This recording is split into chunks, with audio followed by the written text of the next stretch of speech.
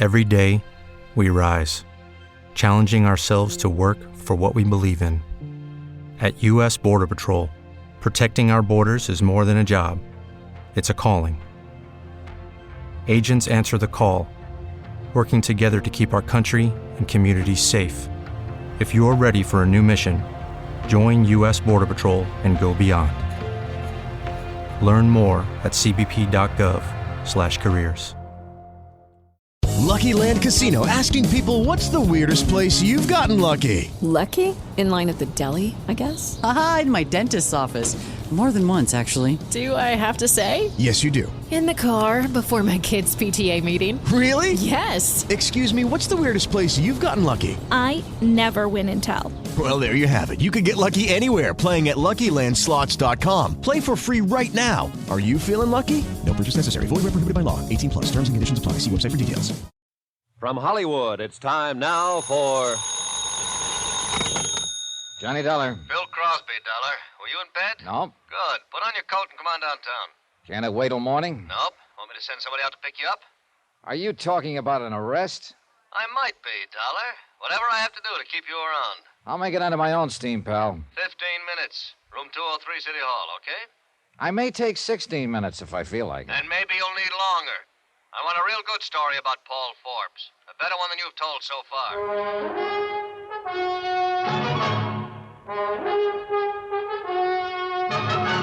Tonight, and every weekday night, Bob Bailey in the transcribed adventures of the man with the action-packed expense account, America's fabulous freelance insurance investigator. Yours truly, Johnny Dollar.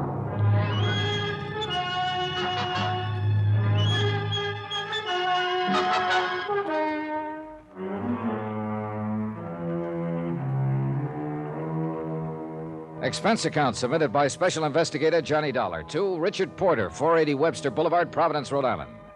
The following is an accounting of expenditures during my investigation of the Shepard matter. Swindle sheet item 7, 10 cents, one newspaper. It carried the story of Dr. Shepard's murder and told how his life had been threatened by Paul Forbes earlier in the week. Obviously, Dr. Charles Shepard had been lured to his death by Forbes, who had telephoned him, pretended to need a physician, waited until the victim appeared, and then shot him down. The police had an APB out for Paul Forbes. All parties concerned were notified. The deceased was survived by his mother, Mrs. Clara Shepard of Pawtucket. Amen.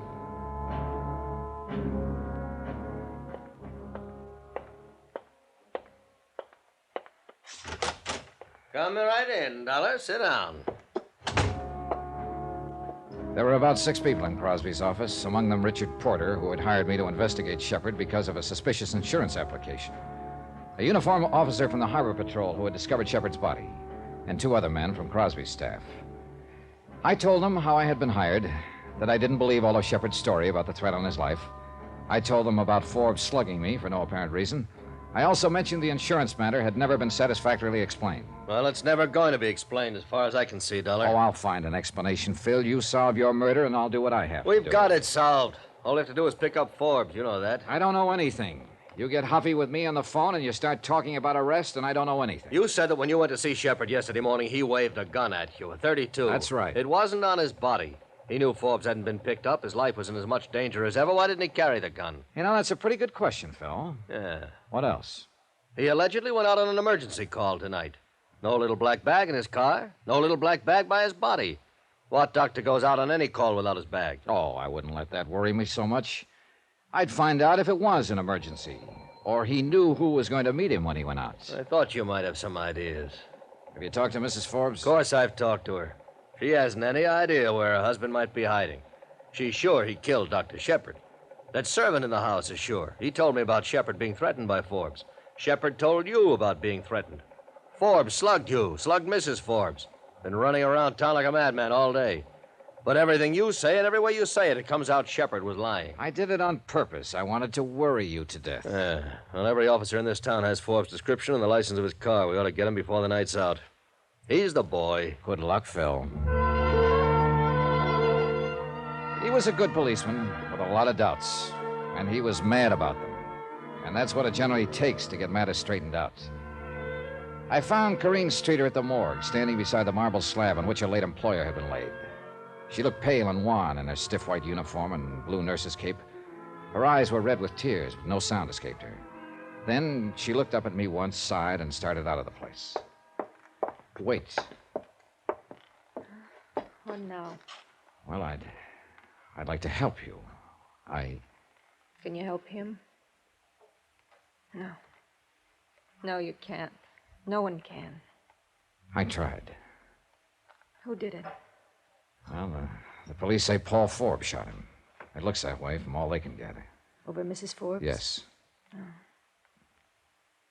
They're looking for him, I suppose. Yes. Well, you're something of a policeman, Mr. Dollar. Why aren't you out helping them or something? Please, Miss Streeter, I know we've had I'll answer words. that question you asked me earlier today. What? You asked me if I loved Dr. Shepard. Yes, Mr. Dollar, I loved him. I loved him more than my whole life. When she said that, and for some reason I don't know, I had a feeling that I was hearing the first bit of unembroidered truth I'd heard in 2 days. It didn't make me feel any better, but it did clear up something that had been in the back of my mind, working its way to the front. Expense account item 8, $6.70. A steak, 3 martinis, and an order of sliced tomatoes. I finished eating at 2:30 in the morning. I really didn't want it, but I did want to sit down and do some thinking. After that, I climbed into my rented car and drove out to Dr. Shepard's office building. Expense account item 9, $5 even. Bribe for watchman. I shouldn't be doing this, you know. Might lose my job over it. But since you're from the insurance company, I guess you're all right. I sure appreciate it. Too bad about Dr. Shepard. Nice fella. Yeah, very nice. What is it you think you'll find?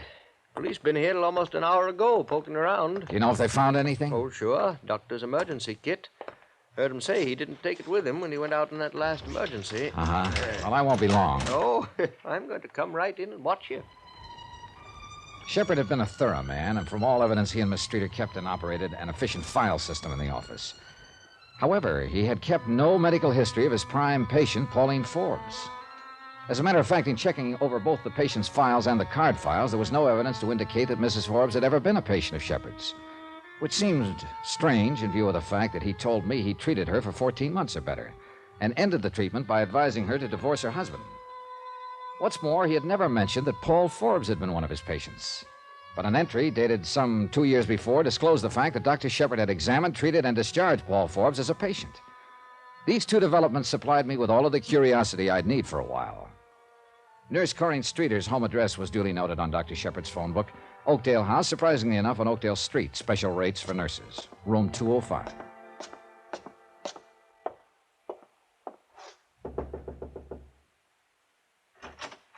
Yes? Oh, Mr. Dollar. How do you feel? Not too good, Mr. Dollar. I only got home about 15 minutes ago. They kept me down there pretty long. Then Dr. Shepard's mother came. Do you want to come in? Yeah, thanks. It isn't much of a place, is it? I mean, I haven't straight... Well, things like tonight aren't easy, I know, but... Look, Miss Streeter, I wish you'd help me and tell me who Dr. Shepard was intending to marry. Mary? Oh, I had no idea. I was in the office a half an hour ago. He'd already made arrangements for a honeymoon, reservations on the Ile de France for next June. Any ideas? Please go. I can't. Look, I'm not here to hurt you. I'm here to help. I mean, was it Mrs. Forbes? What? Look, Miss Streeter, things are all wrong about your doctor's death, about what happened before it. It'll all come out sooner or later. Oh, I suppose it will. It's awful to say this, Mr. Dollar, but Mrs. Forbes was the only person doctors saw socially this last year. And she, of course, is married. How'd they meet? When her husband was Dr. Shepard's patient? Yes, that's right. They became quite friendly. Mrs. Forbes was never a patient, but Mr. Forbes was. Now, what can you tell me about Mr. Forbes? Well, he came to see Dr. Shepard a year or 2 ago, then stopped coming in. I believe he requested a copy of his medical history to be sent to another doctor in Baltimore, I think it was. Uh-huh. But Dr. Shepard kept right on seeing Mrs. Forbes. Yes. Huh? All right. Do you have any idea why I was called in by the insurance broker? At first I didn't. But I don't understand what you're trying to do. The police want Mr. Forbes. What does it all mean? It'll sicken you, Miss Streeter. Oh, tell me if you know. Tell me, please. It means the wrong man was killed tonight. I was pretty sure of what I meant when I said that. And I was also pretty sure that Phil Crosby in the police department had recognized the setup. It so happened I had a head start in the way of information. And though it was 6 o'clock in the morning by that time, I decided to use it. Mr. Dollar. Hello, Mrs. Forbes. I'd like to come in. What is it? I should have tumbled to it right away, but your husband fit the part too well. Look here.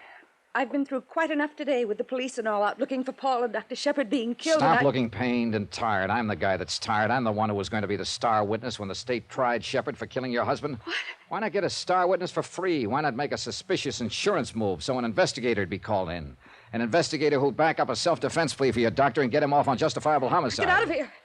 Get out of here. I'll call the police. And you and the doctor sail to France in June and live happily ever after? What's the matter? Wouldn't your husband give you a divorce? Go ahead. If you say it's that way, Mr. Dollar, and you know everything, then it must have been that way. Only it got fouled up. Your husband did shoot your boyfriend after all, just as he threatened to. Get out of here. You can't prove any of it. Not one word of it. Oh, you're right about that, Mrs. Forbes. I can't prove anything, not a thing. Shepard's dead, and they want your husband for it. He threatened Shepard, and they'll get him for it, and that's that. But you have something to live with for the rest of your life. Your doctor's gone. He'll never come back. Or maybe you can just have a cup of coffee and forget all about it. Get out! Get out! Leave me alone! Leave me alone!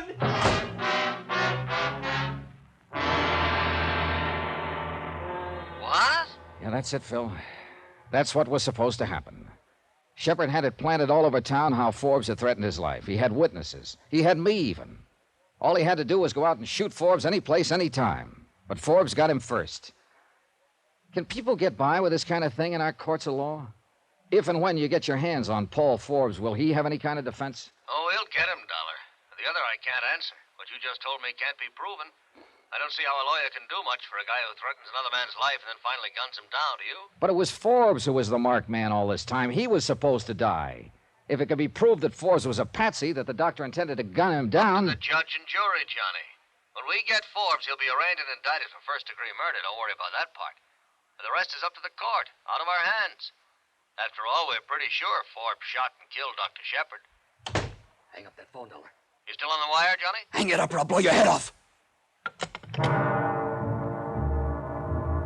Paul Forbes looked the part of a fugitive. His coat was ripped in several places. The knuckles on his left hand were torn and raw. There was mud on his shoes and pant legs. His eyes told the rest of the story. He was blazing mad. He had a gun, and he wasn't afraid to use it.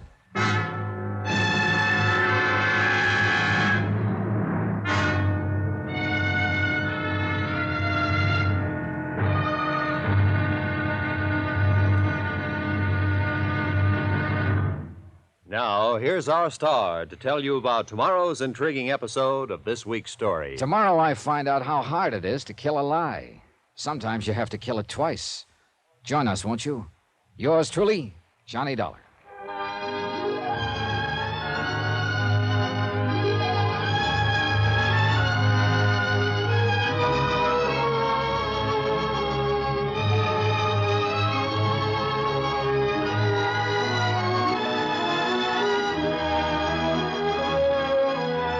Yours truly, Johnny Dollar, starring Bob Bailey, is transcribed in Hollywood. Written by John Dawson, it is produced and directed by Jack Johnstone. Be sure to join us tomorrow night, same time and station, for the next exciting episode of Yours truly, Johnny Dollar. Roy Rowan speaking.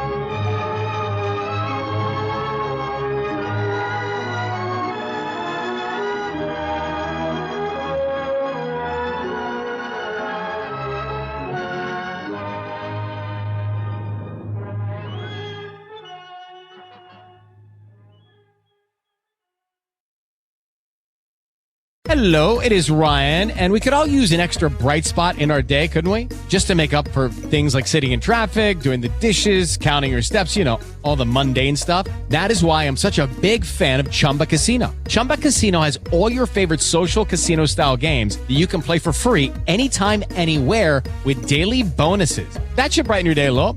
Actually, a lot. So sign up now at ChumbaCasino.com. That's ChumbaCasino.com. No purchase necessary. VGW Group. Void where prohibited by law. See terms and conditions. 18+.